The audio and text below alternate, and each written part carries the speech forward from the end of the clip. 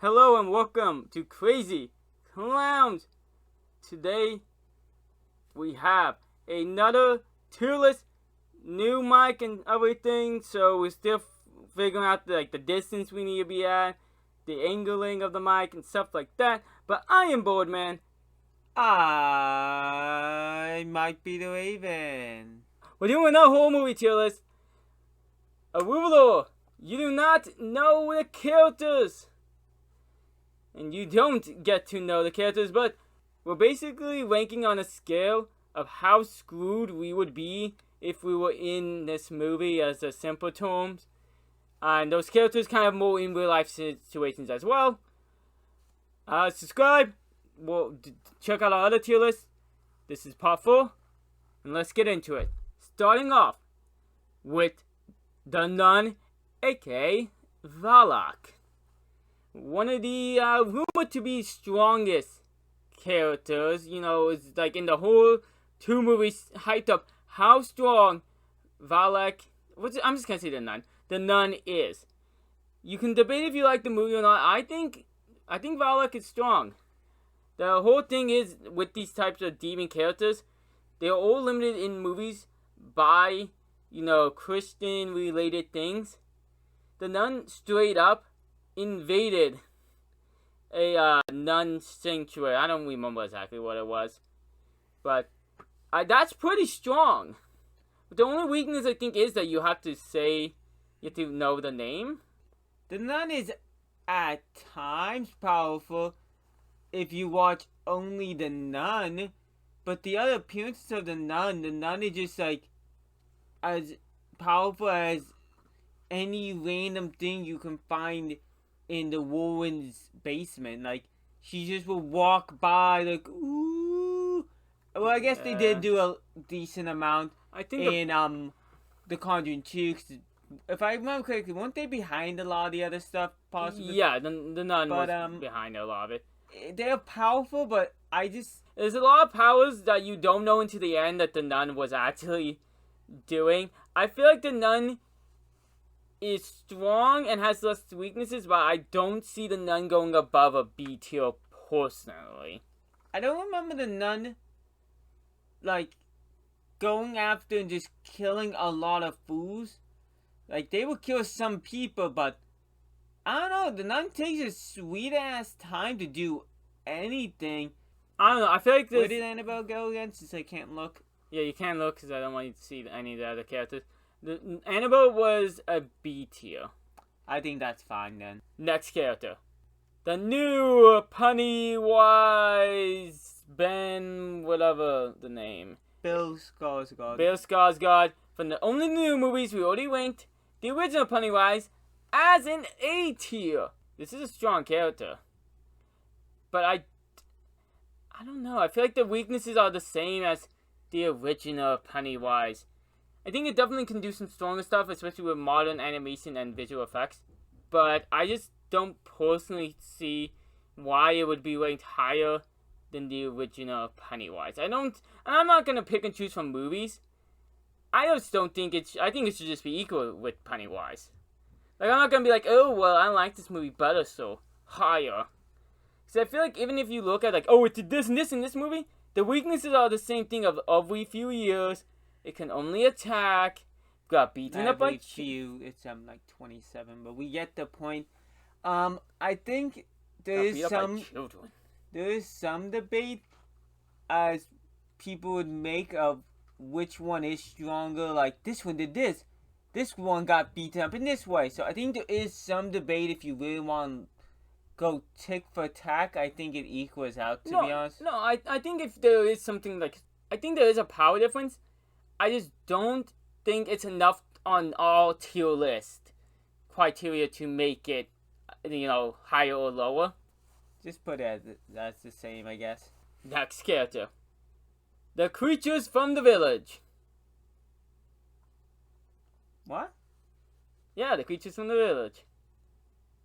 Do you mean the people who are doing them, or... Because they're all people I get what you're going with. The creatures don't exist. But they're all people do in the costumes and stuff, so they're not... No, yeah. If you were in the movie, like, yeah, So in total, you mean the government running the village? Yeah, I guess you can say that. I mean, like, if you got into a fight with one of these, it's basically as if you're average strength or not, and it's really just... Didn't they kill some by accident even? Yeah, let's just explain the movie real quick. Those who haven't seen... Some people like the plot. Oh, we already said what the plot twist was. Yeah, we said the plot twist. Basically, it's a fake ancient village, and then they realize it's normal year and stuff. And yeah, it was kind of a cool plot twist, but then the monsters basically are non-existent. The government is pretty, like, powerful, but if you also compare it towards a normal government, it's like a really small village. So it's they don't use modern technology or anything. Don't they pay off the government to ignore its existence? Like the real government, not the village council, whatever they are. Yeah, there seems to be like a, if I remember correctly, there was like a, patrol nearby of like an actual government position. I don't know. Basically, it's bad. The goal is not to kill. The goal is to scare. So I guess we'll put it. Yeah. So if you were in the movie, you'll probably survive. You're just being annoyed. Yeah. Next character. Going on to another more modern horror movie. And getting a sequel soon. The Blind Guy from Don't Breathe. Which was, by the way, just a really good horror movie if you haven't checked it out. I actually enjoyed it. Besides for 1 or 2 parts near the end. He survived that movie somehow. I think he's one of those characters that is limited by if you take him out of his element, he's kind of screwed.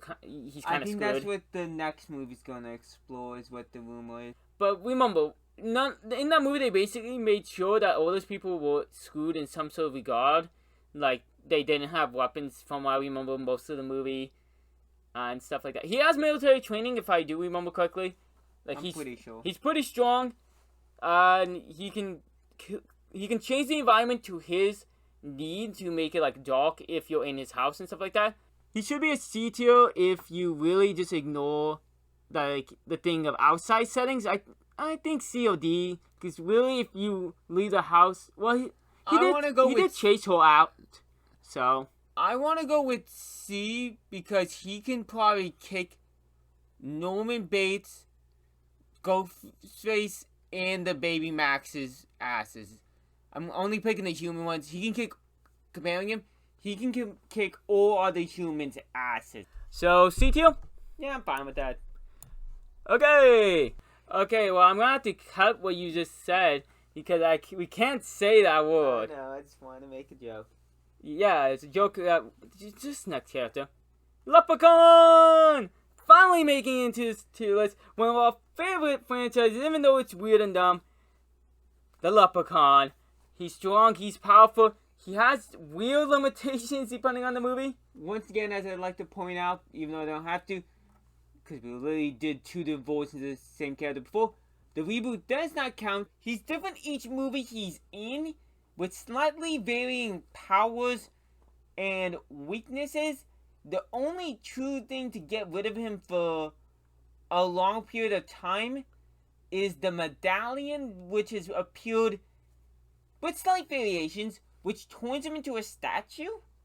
Unlike other characters on this list, though, that we have talked about where they get killed, come back type of thing, he's the only one with that type of like thing where if you kill him, he 100% comes back by the end of the movie in some sort of form where you have to make him a statue besides once or twice.